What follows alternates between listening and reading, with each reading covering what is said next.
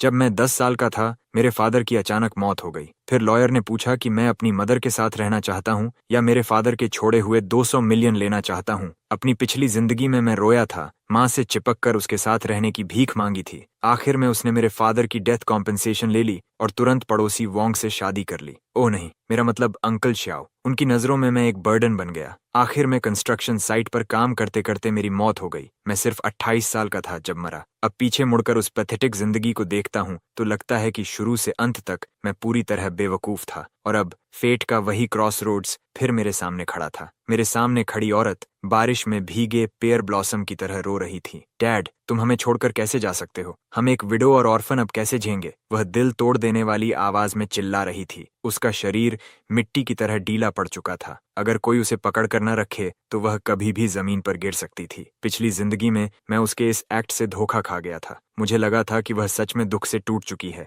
मुझे लगा था कि वह मेरे बिना जी नहीं सकती। इसलिए मैं दौड़कर उसके पैरों से लिपट गया था और रोते हुए कहा था कि मुझे उसके साथ रहना है। और उसके बाद क्या हुआ? उसने मेरे फादर की जान की कीमत पर मिली कॉम्पेंसेशन ले ली। सिर्फ 3 मंथ्स के अंदर उसने खुशी खुशी दूसरी शादी कर ली, उसी आदमी से जिसे वह हमेशा अंकल श्याओ कहती थी और जो सपोजिडली हमारी मदद करता था। मेरे फादर की राख भी पूरी तरह ठंडी नहीं हुई थी और वह आदमी हमारे घर में आकर रहने लगा। वह उसी बेड पर सोया जहां कभी मेरे फादर सोते थे और मैं उस घर में एक्स्ट्रा अनवांटेड प्रेजेंस बन गया। एक ऐसा बर्डन जिसे वे अपने आसपास नहीं चाहते थे। शाओचोंग का एक बेटा था जो मुझसे 2 साल बड़ा था। उसे खुश करने के लिए वह मुझे कांटे की तरह ट्रीट करता था। लियोन मुझे बिना दया के मारता और डांटता था। मेरे फादर का छोड़ा हुआ पैसा उनके फैमिली के खाने पीने और मौज करने का कैपिटल बन गया। वही पैसा मेरे स्टेप ब्रदर के लिए गर्ल्स को इम्प्रेस करने और दिखावा करने का टूल बन गया। और मुझे ट्यूशन भरने के लिए स्क्रैप्स इकट्ठा करने पड़ते थे। हाई स्कूल खत्म होने से पहले ही मुझे काम पर भेज दिया गया।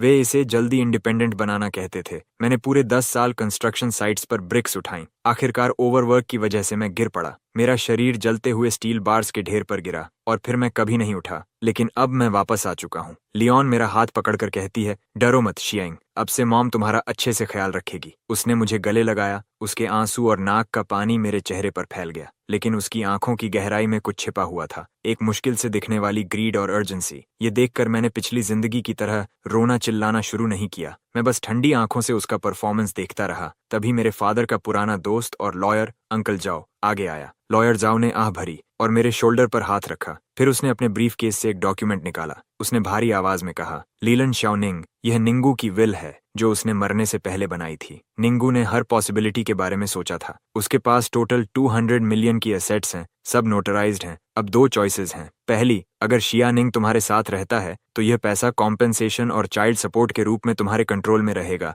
जब तक शाओनिंग एडल्ट नहीं हो जाता। यह सुनते ही लीलन की ब्रीदिंग तेज हो गई। उसकी आंखों में डरावनी चमक आ गई। वह विल को घूरने लगी। दूसरी, अगर शियानिंग तुम्हारे साथ नहीं रहना चाहता तो यह पैसा एक ट्रस्ट फंड में ट्रांसफर होगा जिसे मैं मैनेज करूंगा। शियानिंग को उस पर पूरा कंट्रोल मिलेगा और तुम्हें एक भी पैसा नहीं मिलेगा। पूरा माहौल अचानक जम गया। सबकी नजरें मुझ पर टिक गईं, एक 10 साल के बच्चे पर। लीलन का शरीर स्टिफ हो गया। वह डिसबिलीफ में लॉयर जाओ को देखने लगी, जैसे कह रही हो, तुम ऐसा ऑप्शन कैसे दे सकते हो? फिर उसने तुरंत हार्ट ब्रोकन एक्सप्रेशन बनाया और मुझे कसकर गले लगा लिया। लॉयर, आप ऐसी बात कैसे कर सकते हैं? मैं अपने बेटे को कैसे छोड़ सकती हूँ? शानिंग ही मेरी पूरी जिंदगी है। वह जोर जोर से रोई, लेकिन उसी समय उसने मेरी आर्म जोर से पिंच की। मेरे कान के पास झुककर उसने जहरीली आवाज में फुसफुसाया, निंग, अगर एक गलत वर्ड बोला ना तो तुझे मार डालूंगी। तू मेरा बेटा है, तेरा पैसा मेरा पैसा है। पिछली जिंदगी में उसके ये वर्ड्स सुनकर मैं डर से कांप गया था। जब उसने कहा था, माम तुम्हारे बिना नहीं जी सकती, तब मैं इमोशनल भी हो गया था। लेकिन अब मुझे सिर्फ घिन और नौजिया महसूस हो रहा था। मैं उसकी उंगलियों का कांपना महसूस कर सकता था। वह ग्रीफ की वजह से नहीं कांप रही थी, वह एक्साइटमेंट और नर्वसनेस थी। 200 मिलियन, उसने अपनी पूरी जिंदगी में इतना पैसा कभी नहीं देखा था। वह अभी से उस फ्यूचर की फैंटेसी देख रही थी जो उसे यह पैसा मिलने के बाद मिलने वाला था। जियाओचोंग के साथ खुशहाल जिंदगी के सपने देखते हुए मैं धीरे धीरे उसकी घुटन भरी पकड़ से खुद को छुड़ाने लगा। उससे अलग होने के बाद मैंने सिर उठाया। लॉयर जाओ की स्टन्ड नजरों से आंख मिलाकर मैंने साफ और धीरे धीरे कहा, अंकल जाओ, मैं दूसरा ऑप्शन चुनता हूँ। मैं 200 मिलियन चुनता हूँ। पूरा फ्यूनरल हॉल एकदम साइलेंट हो गया। इतनी खामोशी कि अगर सुई भी गिरती तो उसकी आवाज सुनाई देती। सब लोग जैसे फ्रीज हो गए। सब शौक में मुझे घूर रहे थे। उनके मुंह खुले रह गए थे। लीलैंड के चेहरे का दुखी एक्सप्रेशन तुरंत जम गया, फिर धीरे धीरे टूटने लगा और आखिर में शॉक और डिसबिलीफ में बदल गया। लियोन चीखी, निंग, तुमने क्या कहा? उसकी आवाज इतनी तेज थी कि कान फट जाए। मैंने शांत आवाज में फिर दोहराया, मुझे तुम नहीं चाहिए, मुझे पैसा चाहिए। लियोन पागलों की तरह चिल्लाई, क्या तुम पागल हो गए हो? बदतमीज बेटे, मैं तुम्हारी माँ हूँ। वह हिस्टेरिकल औरत की तरह मेरी तरफ झपटी और मुझे थप्पड़ मारने के लिए हाथ उठाया, लेकिन किसी ने उसकी रिस्ट पकड़ ली। उसे रोकने वाला लॉयर जाओ था। उसका चेहरा आयरन ग्रे हो चुका था। उसने सख्त आवाज में कहा, लेलन, शांत हो जाओ। ये ब्रदर निंग की मेमोरियल के सामने है और ये शिया का अपना चॉइस है। लियोन चीखी, इतना छोटा बच्चा क्या समझता है? जरूर तुमने इसे बहकाया है। लॉयर जाओ ने डिस्गस्ट के साथ उसका हाथ झटक दिया और कहा, मैं फिर कह रहा हूँ, ये ब्रदर निंग की विल है, इसका लीगल इफेक्ट है। अब जब सीआई ने अपना फैसला कर लिया है, मैं तुरंत प्रोसीजर शुरू करूंगा। आज से तुम उसकी लीगल गार्डियन नहीं रही। लेलोन पूरी तरह स्टन्ड रह गई। उसने मुझे देखा। उसकी आंखों में हेट्रेड और अनविलिंगनेस भरी हुई थी, जैसे मैं उसका दुश्मन हूँ। शायद वह समझ नहीं पा रही थी कि उसका हमेशा डरपोक और ओबीडियंट बेटा अचानक इतना कोल्ड और स्ट्रेंज कैसे हो गया। लेकिन अब मुझे उसकी परवाह नहीं थी। मैं लॉयर के पास गया, उसकी क्लोथ्स का किनारा पकड़ा और पूछा, अंकल जाओ, क्या डैड पहले से सब जानते थे? लॉयर जाओ का शरीर हल्का सा कांपा। वह नीचे झुका और लंबे समय तक मेरी आंखों में देखता रहा। काफी देर बाद उसने दर्द भरी आवाज में सिर हिलाया और कहा, तुम्हारे फादर बहुत स्मार्ट आदमी थे, वह तुमसे बहुत प्यार करते थे। ये सुनते ही मेरी आंखें लाल हो गईं। हाँ, मेरे डैड बहुत स्मार्ट थे। वह लीलन की फिकलनेस कैसे नहीं समझते, लेकिन उन्होंने सब साइलेंटली सहा ताकि मुझे एक कंप्लीट फैमिली मिल सके। जब उन्हें टर्मिनल इलनेस का पता चला और समय कम बचा, तभी उन्होंने मेरे लिए यह एस्केप रूट तैयार किया। पिछली जिंदगी में मैं कितना बेवकूफ था। मैंने खुद अपने फादर के आखिरी प्यार को बर्बाद कर दिया था, लेकिन इस जिंदगी में मैं वही गलती दोबारा नहीं करूंगा। मैंने 200 मिलियन चुना। आखिर में रिलेटिव्स लियोन को वहां से घसीट कर ले गए। जाते समय उसकी आंखों में जो पॉइजनस हेट्रेड थी, मैंने उसे अपने दिल में हमेशा के लिए याद कर लिया। लेकिन मुझे फर्क नहीं पड़ा। जिस पल मैंने अपना फैसला लिया, उसी पल हमारे बीच का मदर सन बॉन्ड खत्म हो गया। अब सिर्फ हेट्रेड बची थी। लॉयर जाओ मेरा गार्डियन बन गया। वह एक ऑनेस्ट और रिलायबल इंसान था। डैड के फ्यूनरल के बाद वह मुझे अपने घर ले गया। उसने मुझे एक लंबी इन्वेस्टमेंट लिस्ट दिखाई। उसने कहा, ये सब प्रोजेक्ट्स हैं जिन्हें तुम्हारे डैड और मैंने उनकी मौत से पहले रिसर्च किया था। लेकिन मैंने सीधे आखिरी पेज खोला। अंकल जाओ, पहले वाले सारे सेल कर दीजिए। वह चौंक गया। मेरी उंगली लिस्ट पर कुछ छोटे और अननोटिस्ड नेम्स पर जाकर रुकी। सारा पैसा इन कंपनीज में डाल दीजिए। लॉयर जाओ कंफ्यूज्ड होकर बोला, बाकी का क्या? ये कैसी कंपनीज हैं? मैंने इनके बारे में कभी नहीं सुना। शिया, इन्वेस्टिंग कोई मजाक नहीं है। मैंने उसकी आंखों में देखकर पूछा, अंकल जाओ, क्या आप मेरे डैड पर ट्रस्ट करते हैं? वह एक पल के लिए चुप रह गया, फिर तुरंत बोला, ऑफ कोर्स करता हूँ। मैंने धीरे से कहा, तो इस बार मुझ पर भी भरोसा कीजिए। डैड ने मुझे यह सब ड्रीम में बताया था। मेरे पास यही वीक एक्सक्यूज था। लेकिन लॉयर जाओ मेरी आंखों में देखता रहा। वे आंखें किसी 10 साल के बच्चे जैसी नहीं थीं। वे बहुत काल्म थीं। पता नहीं क्यों, लेकिन उसने बिना ज्यादा सोचे सिर हिला दिया। उसे नहीं पता था कि जिन कुछ नेम्स पर मैंने उंगली रखी थी, वे इसी साल पूरी दुनिया को हिला देंगे। वे दुनिया की सबसे बड़ी बिजनेस जायंट्स बनने वाली थीं और मैं उनके पीछे छिपा सबसे मिस्टीरियस शेयर होल्डर बनने वाला था। सारी तैयारियां करने के बाद मैं पूरी तरह रिलैक्स हो गया। मैंने अपनी जिंदगी के लिए एक बिल्कुल नया गोल तय किया, लाई फ्लैट। हाँ, बस पड़े रहो। पिछली जिंदगी में मैंने खुद को काम करते करते मार डाला था। इस जिंदगी में मैं अंकल और आंटी की तरह जीना चाहता था। मैंने लॉयर जो से कहा कि मेरे लिए सबसे अच्छा प्राइवेट स्कूल ढूंढे, पढ़ाई में मेहनत करने के लिए नहीं, बस अच्छे एनवायरनमेंट के लिए। और वहाँ के कैफेटेरिया का खाना बहुत स्वादिष्ट था। मैंने वर्कआउट करना शुरू किया, किसी और वजह से नहीं, बस ताकि बाद में मेरे 8 पैक एब्स और एक वी लाइन हो। मुझ पर कपड़े अच्छे लगे। मैंने चाइना की 8 मेजर क्विजीन्स पढ़ना शुरू किया। मैंने खुद अपनी अल्कोहल बनाना सीखा। बाद में मैंने यह काम लॉयर जो को सौंप दिया। उसने मेरे लिए एक प्रोफेशनल टीम तैयार की। उसका लीडर ओल्ड वू नाम का आदमी था, एक वॉल स्ट्रीट एलीट। मैंने उसे उसकी सैलरी से 3 गुना ज्यादा देकर अपने पास बुलाया। मेरे पास उसके लिए सिर्फ एक रिक्वायरमेंट थी, मुझे परेशान मत करो, अपने काम खुद संभालो। अगर संभाल नहीं सकते तो कंपनी को बैंकरप्ट होने दो। उस समय ओल्ड वू ने मुझे जिस नजर से देखा था, जैसे किसी अमीर परिवार के बिगड़े बेटे या किसी बेवकूफ लैंडलॉर्ड को देख रहा हो, लेकिन फिर भी उसने ईमानदारी से मेरे ऑर्डर्स पूरे किए और इस तरह मेरी जिंदगी बॉस जैसी बन गई।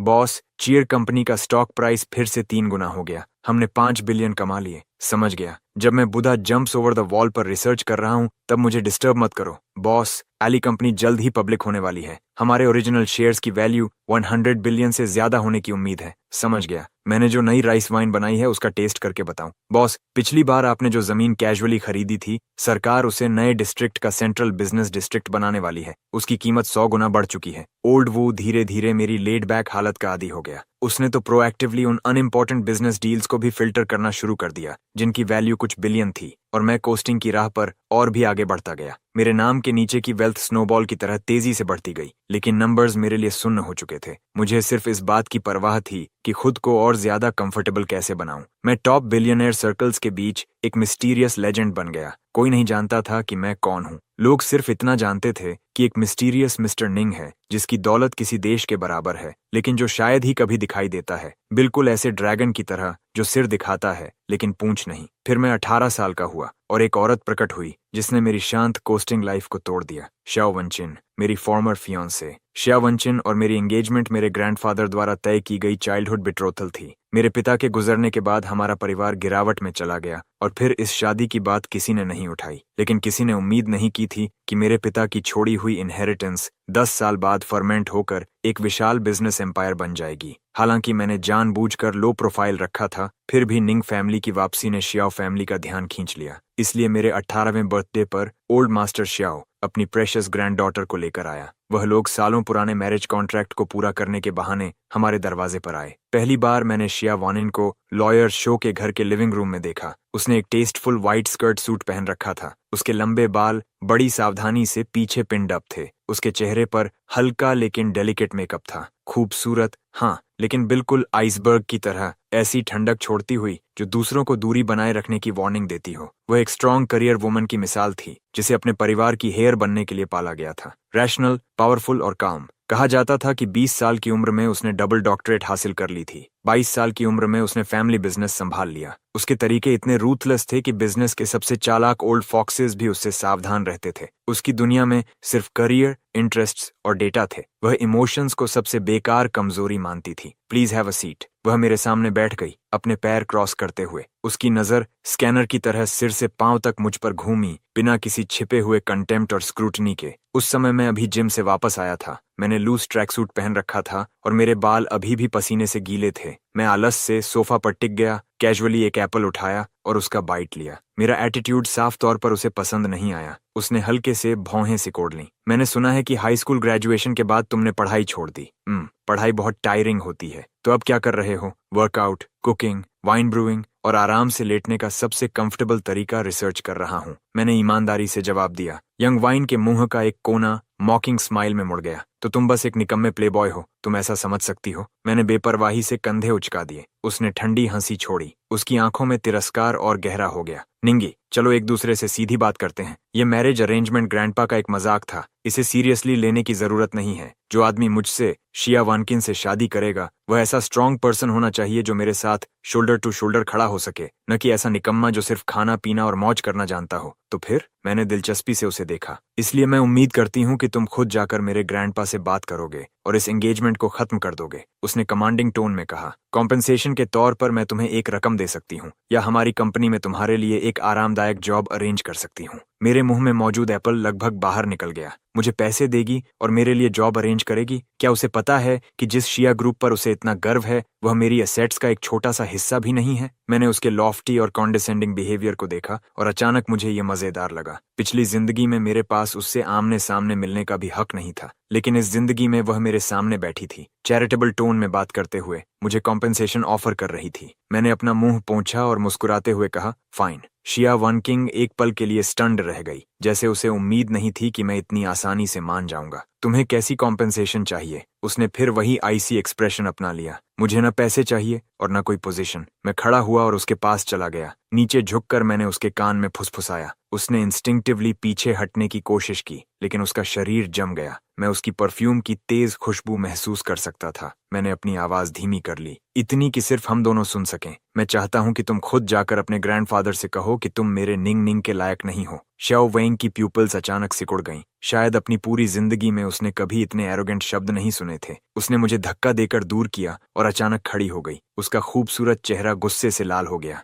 निंग निंग, एहसान फरामोश मत बनो। रिस्पेक्ट इंसान खुद कमाता है, दूसरे उसे देते नहीं हैं। मैं वापस सोफा पर बैठ गया और अपने पैर क्रॉस कर लिए। मिस श्याओ, सबसे पहले मुझे नीचे तुमने ही देखा था, है ना? वह ऊपर से मुझे घूरती रही। तुम जैसे लोग अमीर परिवार में पैदा होने के अलावा और क्या कर सकते हो? पूरा दिन बेकार घूमना, खाना और मरने का इंतजार करना। तुम में और पैरासाइट में क्या फर्क है? फर्क ये है कि मैं ऐसा करके खुश हूँ। मैंने अपने हाथ फैला दिए। मेरी जिंदगी में फैसले मैं खुद करता हूँ, कुछ लोगों की तरह नहीं जो प्रिसीजन मशीन की तरह जीते हैं। यहाँ तक कि खुशी और गुस्से में भी गेन्स और लॉसेस कैलकुलेट करते रहते हैं। मेरी बात साफ तौर पर उसकी दुखती रग पर लगी थी। उसका चेहरा कुछ और फीका पड़ गया। उसने अपनी मुट्ठियां भींच लीं। अलग रास्ते, कोई कॉमन गोल्स नहीं। मैं खुद एंगेजमेंट खत्म कर दूंगी। आज के बाद हम एक दूसरे के कुछ नहीं लगते। इतना कहने के बाद वह मुड़ी और बिना पीछे देखे चली गई। उसकी वह प्राउड फिगर बिल्कुल ऐसे थी जैसे कोई हारा हुआ लेकिन झुका न हुआ व्हाइट स्वान। लॉयर शाओ स्टडी रूम से चिंतित चेहरे के साथ बाहर आए। क्या तुमने बहुत इम्पल्सिव होकर काम नहीं किया? कैपिटल में शाओ फैमिली का काफी इन्फ्लुएंस है। अंकल शाओ, चिंता मत कीजिए, एंगेजमेंट खत्म करने की बात उसी ने की थी। ऐसा नहीं है कि मैंने उसे भगा दिया। और फिर जो इंसान अपनी शादी तक डिसाइड नहीं कर सकता वह ज्यादा कुछ हासिल नहीं कर पाएगा। मैंने उस दिशा की तरफ देखा जहां शाओ वन किंग गायब हुई थी। मेरी आंखों में कोई लहर नहीं थी। पिछली जिंदगी में वह आसमान में टंगा हुआ चांद थी। मेरे पास उसकी तरफ देखने का भी हक नहीं था। लेकिन इस जिंदगी में मेरी नजर में वह सिर्फ अपने फैमिली में फंसी हुई एक दयनीय इंसान है। मैं इस बात का इंतजार कर रहा हूं कि उसके चेहरे पर तब कैसा डेवस्टेटेड एक्सप्रेशन होगा। वह जरूर दिलचस्प होगा। एंगेजमेंट का यह तूफान जल्दी ही शांत हो गया। शाओ वन किंग ने अपना वादा निभाया। कुछ ही दिनों में शाओ फैमिली ने ऑफिशियली एंगेजमेंट खत्म होने का अनाउंसमेंट कर दिया। मैं इस शांति और सुकून से खुश था। मैं अपनी लेड बैक जिंदगी में वापस लौट गया। ओल्ड वू का फोन अब भी हर दिन समय पर बजता था, ये रिपोर्ट करने के लिए कि मैंने कितने और स्मॉल गोल्स हासिल कर लिए हैं। मेरी पर्सनल वेल्थ इतनी बढ़ चुकी थी कि अब मैं उसका हिसाब लगाने की भी परवाह नहीं करता था। लेकिन फिर भी मैं हर दिन कुछ दर्जन बक्स वाले ट्रैक सूट पहनता था और एक साधारण कम्यूटर कार चलाकर जिम और वेजिटेबल मार्केट के बीच आता जाता रहता था।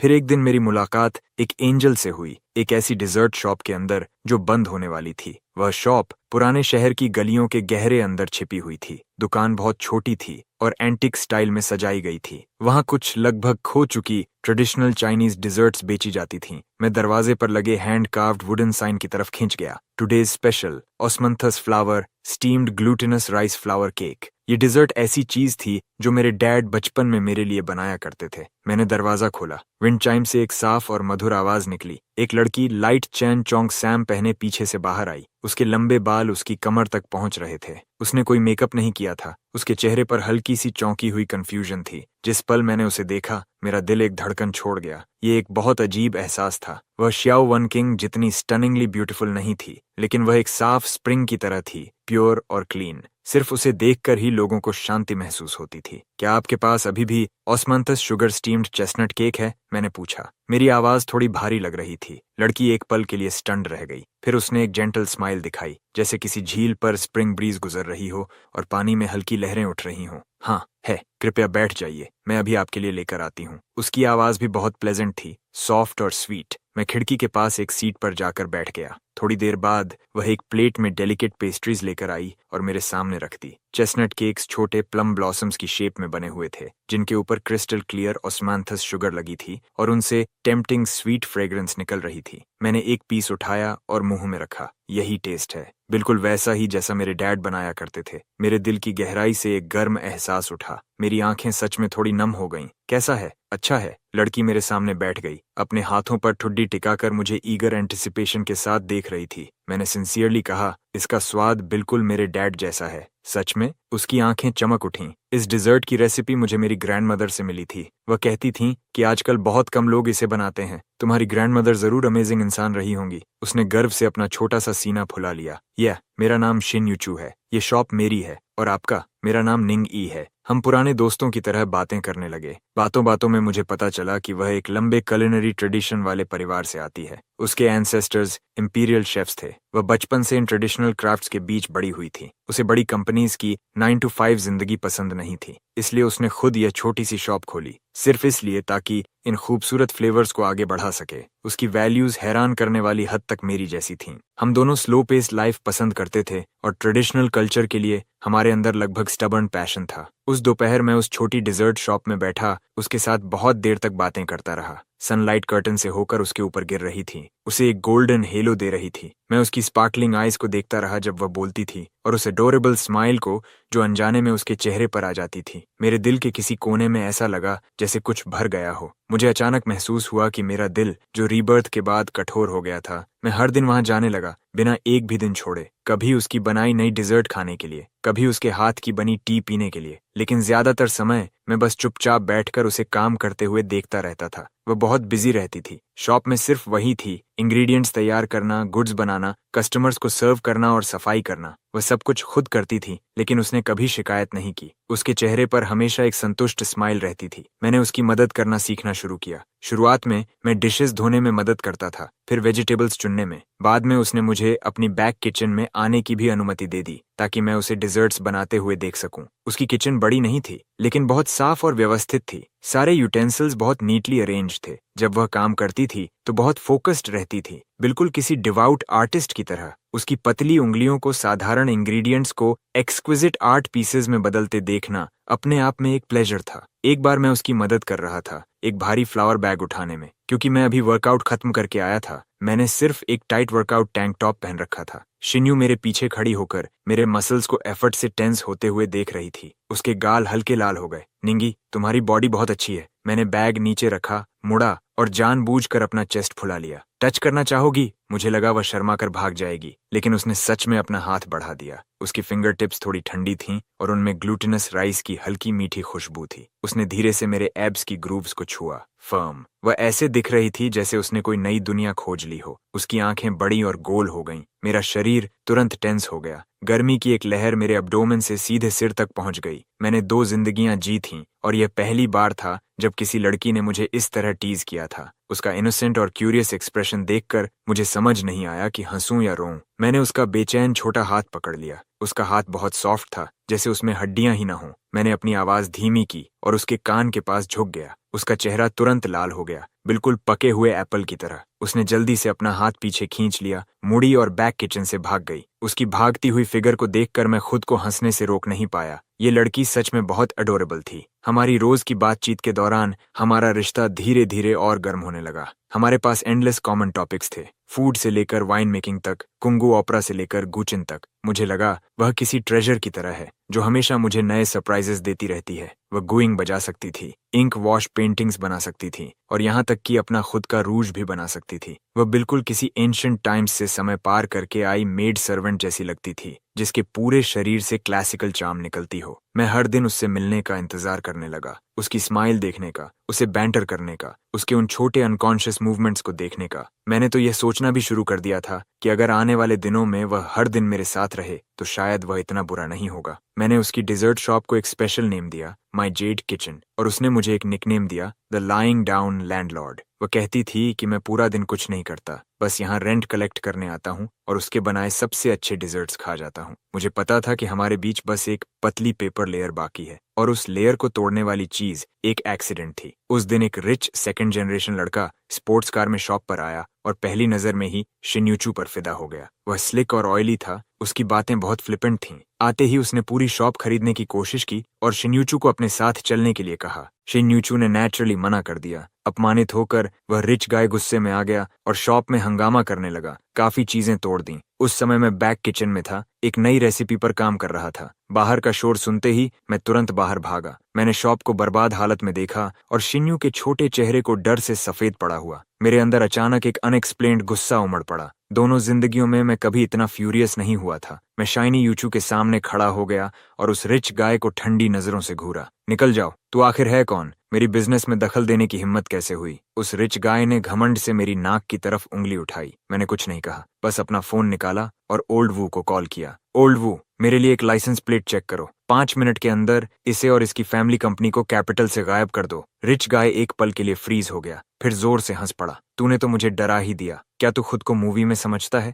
5 मिनट में मेरी फैमिली गायब कर देगा? तुझे पता भी है मेरा डैड कौन है? मैंने उसे शांत नजरों से देखा, जैसे किसी डेड मैन को देख रहा हूँ। 3 मिनट भी नहीं बीते थे कि उस रिच सेकंड जनरेशन का फोन बज उठा। उसने कॉल उठाई। उसके चेहरे की स्माइल तुरंत जम गई। क्या कहा आपने? कंपनी के अकाउंट्स फ्रीज हो गए, सारे कोलैबोरेशंस कैंसिल हो गए? ये कैसे पॉसिबल है? हमने किसे ऑफेंड कर दिया? उसकी आवाज डर से कांप रही थी। आखिर में वह धड़ाम से घुटनों पर गिर पड़ा। फोन उसके हाथ से छूट गया। उसने सिर उठाकर मुझे ऐसे देखा जैसे मैं कोई मॉन्स्टर हूं। उसके होंठ कांप रहे थे। वह एक शब्द भी नहीं बोल पाया। अब निकल सकते हो, मैंने शांत आवाज में कहा। वह घबरा कर बाहर भाग गया। उसने अपनी फ्लैशी स्पोर्ट्स कार तक की परवाह नहीं की। शॉप फिर से शांत हो गई। शिन्यूचू मुझे देख रही थी। उसकी खूबसूरत आंखों में शौक और एडमिरेशन की हल्की चमक थी। तुम मैं मुड़ा और उसे टेंडरनेस से देखा। मैंने उसके चेहरे पर बचे आंसुओं के निशान पोंछ दिए। डरने की जरूरत नहीं है, मैं यहाँ हूँ। इतना कहने के बाद मैंने उसके रिएक्शन का इंतजार नहीं किया। मैंने सिर झुकाया और उसके हल्के ठंडे होंठों को चूम लिया। शिन्यू के होंठ उतने ही सॉफ्ट थे जितना मैंने सोचा था। उनमें ऑस्मंथस कैंडी जैसी मिठास थी। वह पहले डरे हुए फॉन की तरह स्टिफ हो गया, फिर धीरे धीरे रिलैक्स हुआ और क्लमजिली जवाब देने लगा। किस बहुत हल्की और शैलो थी, फिर भी उसने मेरे दिल को इलेक्ट्रिक करंट की तरह झकझोर दिया। काफी देर बाद मैंने अनिच्छा से उसे छोड़ा। उसने सिर नीचे कर लिया। उसका चेहरा इतना लाल था जैसे उससे खून टपक पड़ेगा, और वह मेरी तरफ देखने की हिम्मत नहीं कर पा रहा था। शिन्यू, मैंने उसका चेहरा अपने हाथों में लिया और उसे मेरी आंखों में देखने पर मजबूर किया। फिर सीरियसली कहा, क्या तुम मेरी गर्लफ्रेंड बनोगी? उसने अपने होंठ काटे। उसकी लंबी आई लैशेज बटरफ्लाई विंग्स की तरह कांप रही थीं। काफी देर बाद उसने आखिरकार मॉस्कीटो की हम जितनी धीमी आवाज में धीरे से कहा, यस। मैं किसी इडियट की तरह मुस्कुराने लगा। मैंने उसे कसकर अपनी बाहों में भर लिया। ऐसा महसूस हुआ जैसे पूरी दुनिया मेरी हो गई हो। 2 जिंदगियां जीने के बाद पहली बार मुझे समझ आया कि दिल की धड़कन तेज होने का मतलब क्या होता है, हैप्पीनेस क्या होती है। वह मेरी बाहों में मंबल करने लगा, अभी तुम बहुत डरावने लग रहे थे। क्या मैंने तुम्हें डरा दिया? तुम सिर्फ एक फोन कॉल से किसी कंपनी को बैंकरप्ट कर सकते हो। मिंग, तुम आखिर हो कौन? मैंने उसकी साफ और इनोसेंट आंखों को देखा और समझ गया कि अब मैं उससे यह छुपा नहीं सकता। मैंने कहा था ना, मैं बस एक लेड बैक लैंड ओनर हूँ। मैंने उसकी नाक फ्लिक की। बस मेरे पास बहुत सारी जमीन है। मैंने उसे अपनी कहानी सिलेक्टिवली बताई। ऑफ कोर्स मैंने रिबर्थ का सीक्रेट नहीं बताया। मैंने सिर्फ इतना कहा कि मेरे फादर ने मेरे लिए बहुत बड़ी इनहेरिटेंस छोड़ी थी। मैंने उस पैसे से कुछ इन्वेस्टमेंट्स किए और थोड़ा बहुत पैसा कमा लिया। शिन्यू ने पलकें झपकाईं। थोड़ा बहुत पैसा? ऐसा पैसा जो 5 मिनट में एक कंपनी को बैंकरप्ट कर दे? कितना थोड़ा? मैंने कुछ पल सोचा और उसकी समझ के हिसाब से कहा, शायद तुम्हारी डिजर्ट शॉप जैसी tens of thousands dessert shops में खरीद सकता हूँ। शाइनी यूचू ने हैरानी से सांस खींची। उसने कुछ देर उंगलियों पर गिनती की, फिर शौक से मुझे देखा। तुम 100 बिलियनर हो? मैंने सिर हिलाया। वह चुप हो गया। मेरे दिल में हल्की बेचैनी हुई। मुझे डर था कि हमारे बीच की यह बड़ी वेल्थ गैप उसे पीछे हटने पर मजबूर कर देगी, लेकिन मुझे उम्मीद नहीं थी कि वह इतनी देर तक चुप रहेगा। अचानक उसने सिर उठाया और बहुत सीरियस एक्सप्रेशन के साथ मुझे देखा। निंगी, ध्यान से सुनो। आज से तुम्हारा पैसा मेरा पैसा है और मेरा पैसा अभी भी मेरा पैसा रहेगा। मैं एक पल के लिए स्टन्ड रह गया, फिर जोर से हंस पड़ा। मैंने उसे उठाकर कई बार घुमा दिया। ठीक है, जैसा तुम कहो। माय याशन फांग एंसेस्ट्रल हॉल। वह घूमने से चकरा गया था, बस मेरी गर्दन पकड़कर सिल्वर बेल जैसी हंसी छोड़ रहा था। मुझे पता था कि मैंने गलत इंसान नहीं चुना। मैं शिन यूचू से प्यार करता हूँ, उसके ऊपर लगे फू फैमिली के हेलो से नहीं। शिन यूचू के साथ रहने के बाद मेरी लेड बैक लाइफ रंगीन और जीवंत हो गई। हम साथ में नए डिजर्ट्स रिसर्च करते, साथ में नई वाइन्स बनाते। वह मुझे सुबह के मार्केट में घसीट ले जाता, सिर्फ 1 सेंट के लिए बार्गेन करने, और वेंडर से बहस करते करते उसका चेहरा लाल हो जाता। मैं उसे मिशलिन 3 स्टार रेस्टोरेंट्स में खाना खिलाने ले जाता, दुनिया भर की क्विजीन्स टेस्ट करवाता। उसे मेरे एब्स छूना पसंद था। वह कहती थी कि वे वॉशबोर्ड जैसे फील होते हैं। मुझे उसका एडम्स एप्पल किस करना पसंद था और उसके चीक्स को शिवर से लाल होते देखना अच्छा लगता था। हम बिल्कुल हर प्यार में पड़े कपल की तरह थे। Sweet nights. Lao Wu complain करता था कि वह हर दिन डॉग फूड खाकर मरने वाला है। बॉस, ये हंगयू ग्रुप का एक्विजिशन केस है, आपके सिग्नेचर चाहिए, वहां रख दो। पहले मैं तुम्हारे लिए रॉक शुगर पेयर बनाता हूँ। बॉस, ये यूरोपियन रॉयल बैंक्वेट का इनविटेशन है। जब लाओ वू ने प्रेसिडेंट श्याओ का नाम लिया तो उसने सावधानी से मेरी तरफ देखा। मेरा हाथ एक पल के लिए रुक गया। श्याओ वन किंग। मैंने यह नाम बहुत लंबे समय से नहीं सुना था। मैंने इंडिफरेंट टोन में पूछा, उसे मुझसे क्या चाहिए? ओल्ड वू ने समझाया, हाल ही में श्याओ ग्रुप को कैश फ्लो प्रॉब्लम्स का सामना करना पड़ रहा है। उन्हें तुरंत एक बड़े इन्वेस्टमेंट की जरूरत थी। उन्हें पता चला कि यिओन शनफोंग बहुत अच्छा कर रहा है और वे कोऑपरेशन मांगना चाहते हैं। इफन शनफोंग वही इन्वेस्टमेंट कंपनी है जिसे मैंने ओल्ड वू से बनवाया था, और यह मेरे विशाल बिजनेस एम्पायर का सिर्फ एक छोटा सा कोना है। लेकिन यही छोटा सा कोना भी श्याओ ग्रुप के लिए ऐसा बेहिम्मत है जिसकी तरफ उन्हें ऊपर देखकर बात करनी पड़ती है। वक्त कैसे पलट गया। तब वह अलूफ आइसबर्ग सीईओ, जिसने कहा था कि मैं उसके लायक नहीं हूं, अब खुद मेरे पास इन्वेस्टमेंट मांगने आने वाली है। मेरे होंठों के कोने पर प्लेफुल स्माइल आ गई। मैंने कहा, अगर बात करनी है तो खुद मेरे इंपीरियल किचन में आकर करे। इंपीरियल किचन यानी यूचू की डिजर्ट शॉप। ओल्ड वू कंफ्यूज दिखा। उससे कहो प्रपोजल साथ लेकर आए ताकि मैं उसकी सिंसेरिटी देख सकूं। मैं सच में इंतजार कर रहा हूं उस पल का जब शाओ वान किंग मुझे और शाइनी यूचू को साथ देखेगी और समझेगी कि जिस ट्रैश को उसने सबसे ज्यादा नीचे समझा था वही अब ऐसा इंसान बन चुका है जिसकी तरफ उसे ऊपर देखकर बात करनी पड़ेगी। उसके चेहरे का एक्सप्रेशन कितना शानदार होगा। मैं सच में उसका इंतजार कर रहा हूं। जब लिटिल विंग आया, मैं बैक किचन में शाइनी यूचू के फेवरेट क्रैब रो सूप डम्पलिंग्स बना रहा था। मैंने व्हाइट शेफ कोट पहन रखा था, ऊपर एप्रन बंधा था और मेरे हाथों पर अब भी फ्लावर लगा हुआ था। शिन्यूचू छोटी बिल्ली की तरह पीछे से मुझे पकड़कर मेरी वेस्ट से लिपटी हुई थी। उसकी चिन मेरे शोल्डर पर टिकी थी। वह चुपके से अभी अभी स्टीम हुए क्रैब रो के बाइट्स खा रही थी और साथ ही मुझे इंस्ट्रक्शंस भी दे रही थी। यहाँ की प्लीट्स सुंदर नहीं है। ओ डियर, ये तो सिर्फ तुम्हें दिख रहा है इडियट। ये वाला मुश्किल से पास होता है। मैं तुम्हारा मास्टर इसे अप्रूव करती हूँ। मैं उसे मनमानी करने दे रहा था। बीच बीच में मैं सिर्फ